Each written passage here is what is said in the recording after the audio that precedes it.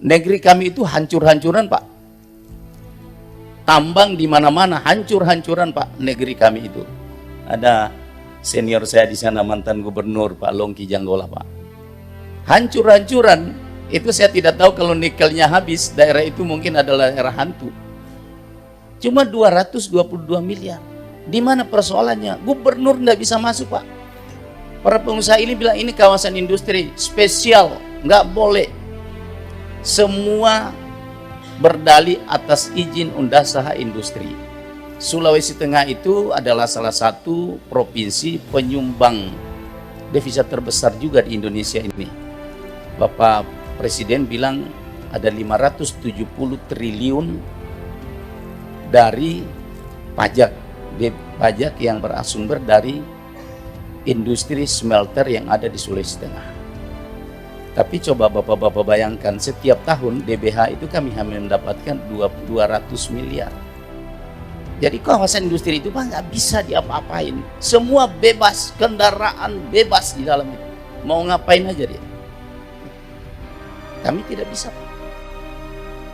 Sementara pengenaan dana bagi hasil Bapak di sana itu dilakukan di mulut tambang, bukan di mulut industri.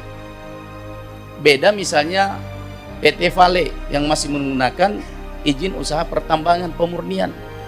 Pengenaan PNBP-nya itu di mulut industri. Sehingga yang dipajak itu adalah nikel matte. Di Morowali yang dipajak itu ore, Pak. Akhirnya apa yang terjadi? Satu ore misalnya 40 dolar per metric ton. Tapi kalau misalnya pajaknya itu dibayar di mulut industri menjadi stainless steel, ya mungkin Sulawesi Tengah itu adalah salah satu daerah yang menyamai mungkin DKI, Jawa Barat dan sebagainya soal PAD. Ini problem kami, Pak. Jadi kemudian saya baca di Undang-Undang Industri itu yang jadi problem, Pak.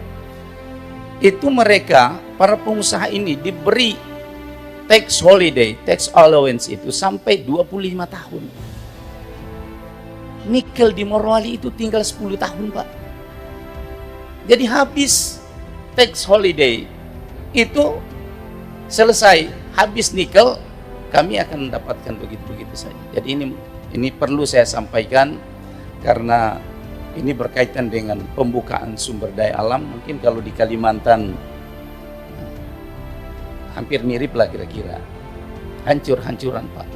Nah yang ketiga berkaitan tadi yang disampaikan Kang Deddy soal NPWP, Pak. NPWP hampir semua, Pak, sama. Di Morowali itu semua NPWP pengusahanya itu ada di Jakarta.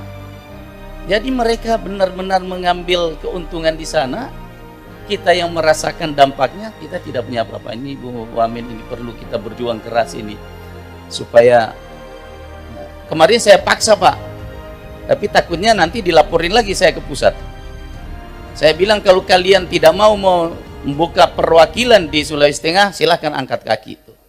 Ini problem kami, Pak. Tapi mereka semua sekarang bilang, gubernur apa-apa sih, biar marah juga nggak ada masalah. Kita nggak ketemu juga, nggak ada juga keperluan kita sama gubernur. Semua perizinan sudah di pusat. Jadi mungkin ini kami titip, Pak, Komisi 2, disayang-sayang lagi para gubernur, Pak.